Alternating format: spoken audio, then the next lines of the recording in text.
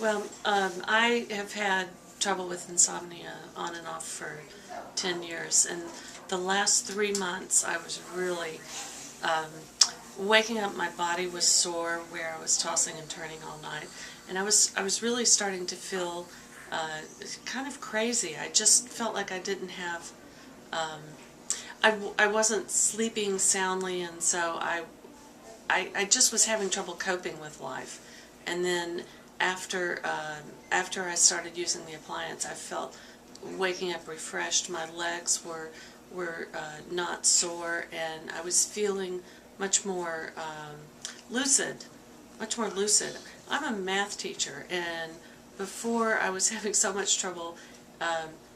I had to think so hard to help the students with the answers to their questions, and I'm back to where I was. I know the answers, and I can immediately help them.